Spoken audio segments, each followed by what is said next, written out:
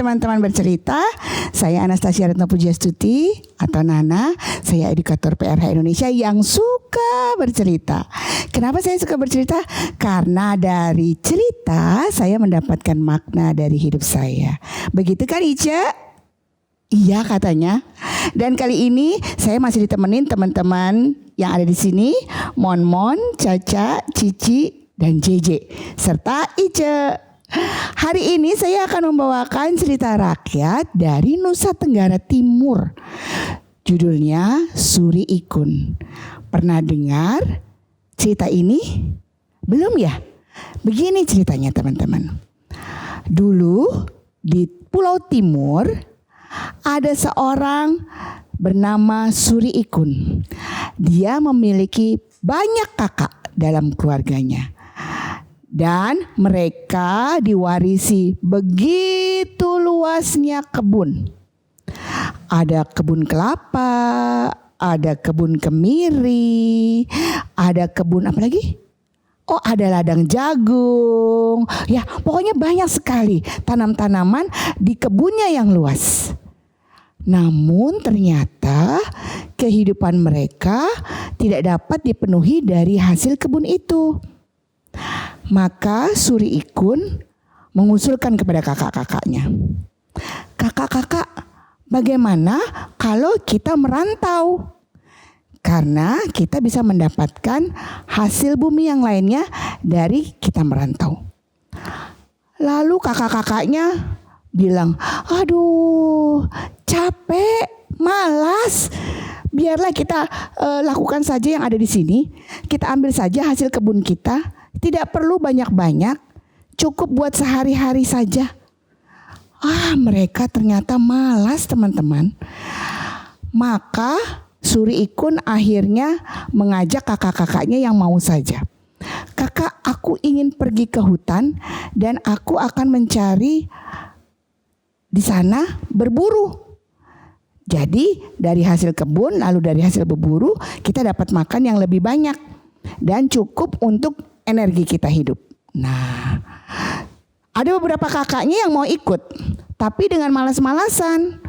Dan mereka mulai mengikuti Suri Ikun yang memimpin mereka masuk ke dalam hutan. "Aku mau mencari buruan. Aku mau mencari buruan." Suri Ikun semangat. Namun kakak-kakaknya malas-malasan. "Aduh, belum sampai juga, mana sih buruannya? Aduh, di mana sih Suri Ikun? Sudahlah istirahat dulu lah Suri Ikun. Suri Ikun beristirahat dulu saja," katanya gitu ya. Nah, Suri Ikun ternyata tetap mau mencari buruan. Tapi hari sudah malam dan mereka mulai gelap, tidak bisa melihat jalan. Dan mereka bingung, harus kemana kita menginap? Ini sudah malam. Akhirnya mereka melihat sebuah gua besar sekali. Ada apa aja di dalamnya? Ada raksasa. Wah, raksasa itu terkenal yang tukang makan manusia. Waduh. Lalu Suri Ikun bilang, "Bagaimana ini? Bagaimana kakak-kakak? Aduh, bagaimana ini?" Sementara mereka ketakutan, raksasa sudah datang. Wah,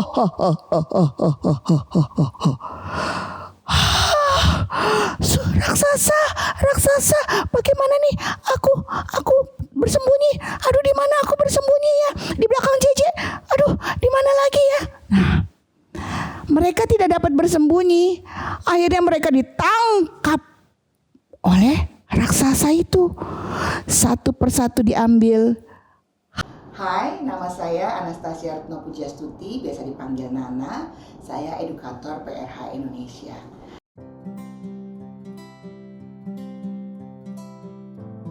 PRH adalah metode pertumbuh kembangan diri untuk menuju pada diri yang sejati yang dikembangkan di Prancis 50 tahun lalu oleh seorang pendidik bernama André Rosset. Karena PRH, saya menemukan bahwa saya adalah Nana yang punya kebiasaan bercerita. Saya senang bercerita karena saya menjadi mengenal diri saya yang sebenarnya melalui setiap pesan positif dari cerita yang saya bawakan. Sampai jumpa pada cerita berikutnya.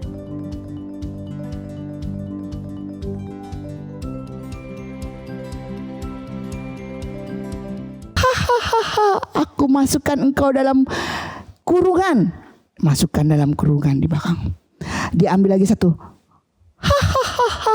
Aku masukkan engkau juga dalam kurungan. Dimasukkan lagi dalam kurungan. Dan waktu Suri Ikun, ini yang paling kecil. Aku masukkan dalam kurungan, engkau harus aku beri makan yang banyak supaya pada saatnya nanti engkau akan gemuk dan lezat untuk dimakan. Dimasukkan dalam kurungan. Tiap hari raksasa itu rajin memberi makan Suri Ikun dan kakak-kakaknya di dalam kurungan tadi.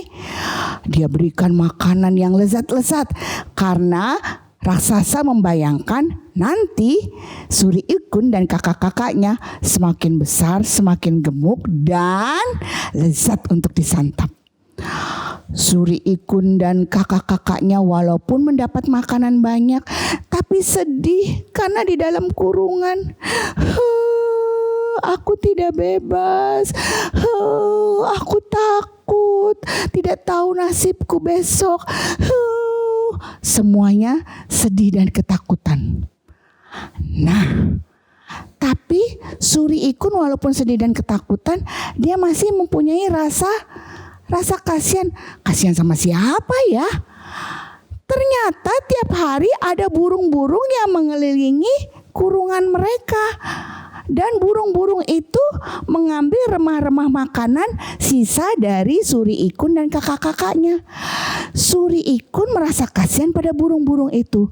Akhirnya Suri Ikun memberikan makanannya yang bukan hanya sisa, tapi diberikan makanannya tiap hari pada, hai burung-burung, silakan makan makananku. Engkau boleh terbang bebas. Sampaikan salam pada orang tua kami. Ternyata burung-burung itu sangat senang sama Suri Ikun karena Suri Ikun baik hati memberikan makanannya, bahkan yang bukan sisa. Akhirnya yang menjadi gemuk dan besar adalah burung-burung. Ya, burung-burungnya jadi besar dan kuat. Sayapnya terbang dengan kekuatan. Nah, akhirnya tahu nggak teman-teman?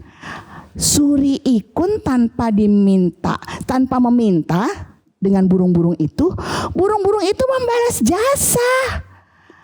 Burung-burung itu siap-siap untuk raksasa yang sedang tidur dikibaskan dengan sayapnya yang kuat sehingga raksasa itu, aduh, mataku. Lalu dikibas lagi. Aduh, hidungku. Lalu dikibas lagi. Aduh, telingaku. Akhirnya raksasa tidak dapat melihat, tidak dapat mendengar, dan tidak dapat mencium. Raksasa bingung dan raksasa, aku di mana? Dan akhirnya raksasa masuk ke dalam jurang. Sejak saat itu Suri Ikun menjadi dibebaskan oleh burung-burung yang membalas jasa pada Suri Ikun yang baik hati memberikan makanan. Nah, teman-teman, buat saya cerita tadi sangat menginspirasi. Bagaimana dalam segala keterdesakan, dalam segala kesedihan, saya bisa jadi diri sendiri yang baik hati juga. Dengan memberikan kepada orang lain. Kalau dalam di Suri Ikun itu bukan kepada orang ya, kepada burung. Ternyata kemudian berbalas. Kalau perhatian dan cinta diberikan dengan ketulusan dalam segala keterjepitan, maka saya akan mendapatkan cinta kembali. Bagaimana dengan teman-teman? Mudah-mudahan teman-teman mendapatkan makna yang baik juga untuk hidupmu. Oke, sampai jumpa di cerita yang lainnya. Dah.